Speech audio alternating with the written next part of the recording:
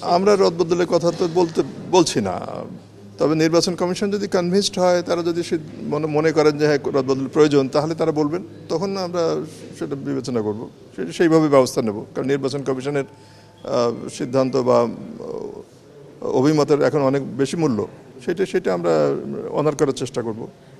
তারা কনভিন্সড হোক আগে। কিন্তু নির্বাচনের আগে যে অভিযোগটা স্যার পাক প্রশাসনের প্রতি, এইটা নিয়ে আপনি ক্যাবিনেট সেক্রেটারি হিসাবে কি বলবেন? আমি এখন পর্যন্ত সেরকম কিছু দেখিনি। কোথাও কোনো সিদ্ধান্তে কেউ সন্তুষ্ট হননি, এটা হতেই পারে। এটা সকলের সিদ্ধান্ত একরকম হয় তা তো নয়, আর সকল ক্যান্ডিডেটেরও পরিস্থিতিতে একরকম ছিল না, সুতরাং কিছু কিছু পরিবর্তন হতেই পারে।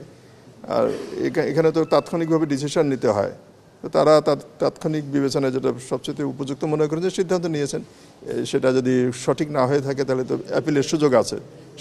সেই সুযোগটা তো এখন প্রত্যেক ক্যান্ডিডেটই নিচ্ছেন। শত শত ক্যান্ডিডেটই আপিল করেছেন এবং আরও করছেন, আজকেও করবেন, এরকম শুনতে পেয়েছি। দেখা যাক সেগুলি। বিজলি কেবলসের স্কিন কোটেড ইনসুলেশন। আমি তো এখন আশাবাদী যে পারা যাবে ইনশাআল্লাহ। অভিজ্ঞতা তো সকলে নিয়ে আসে না, অভিজ্ঞতা তো তৈরি হয়।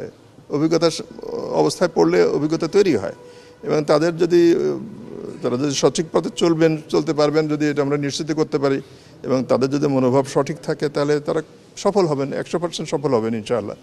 আর যেখানে যদি আমরা যদি কোনো বিচ্যুতি দেখতে পাই, তখন আমরা সেভাবে ব্যবস্থা নেব। কিন্তু ঢালাওভাবে তো কিছু না, আমরা সাধারণভাবে মনে করছি যে তারা প্রস্তুত আছেন, যোগ্য আছেন। যদি কোনো স্পেসিফিক ইনস্ট্যান্স পাওয়া যায় যে না, কোথাও ম্যাটেরিয়ালি কোনো সমস্যা হচ্ছে, আমরা অবশ্যই তাৎক্ষণিকভাবে সেটা বিবেচনা করবো ইনশাআল্লাহ।